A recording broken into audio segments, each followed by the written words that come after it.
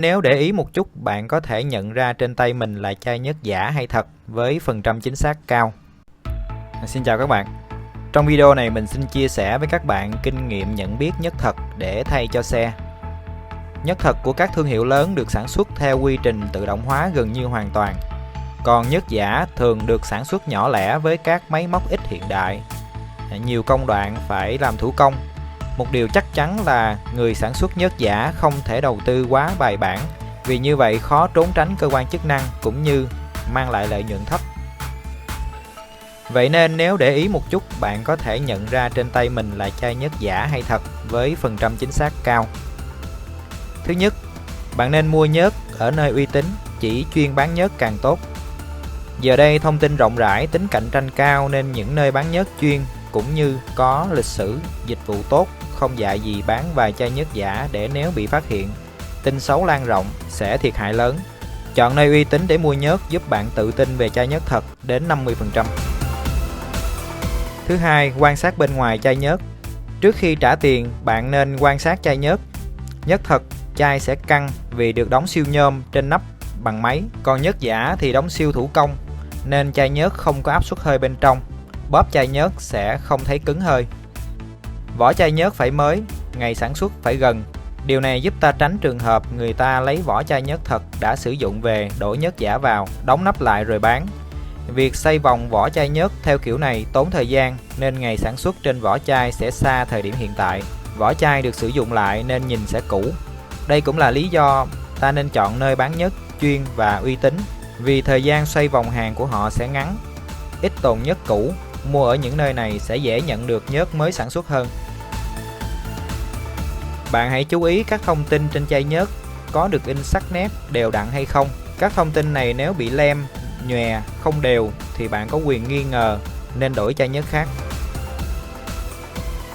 Một yếu tố nữa là vòng nhựa niêm phong nắp chai. Vòng nhựa này được nối với nắp chai bằng các sợi nhựa mảnh.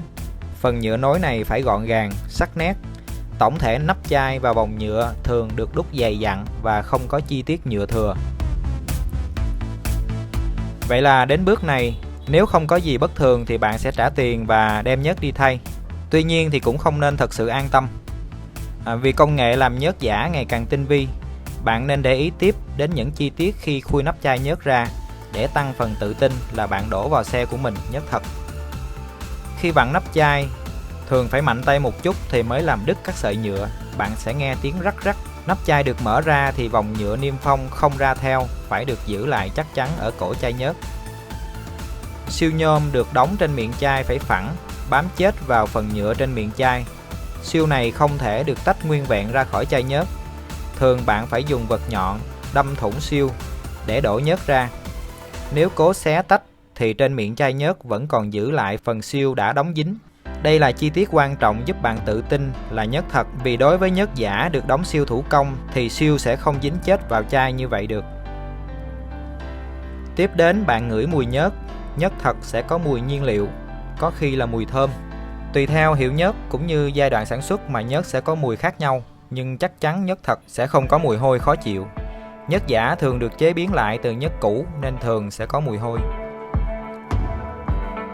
Cho một vài giọt nhớt ra bề mặt cứng, bạn quan sát sẽ thấy nhớt thật có màu trong và có độ sánh đặc. Đây là đặc tính lực căng bề mặt của nhớt lớn để tạo màng nhớt giữa các chi tiết máy. Giọt nhớt trên bề mặt sẽ có xu hướng co lại mà không bị loang ra. Kiểm tra đến đây, nếu mọi thứ đều ổn thì bạn có thể an tâm đến 90% là bạn đã mua đúng nhớt thật. Ngoài ra, mỗi hãng nhớt đều có những khuyến cáo nhận diện nhớt thật như quan sát tem, dùng phần mềm quét mã code vân vân. Nhưng trong phạm vi bài chia sẻ này, mình muốn định hình cách thức chung cho tất cả các hiệu nhớt. Chúc các bạn mua đúng nhớt thật. Cảm ơn các bạn đã theo dõi. Thân ái chào tạm biệt.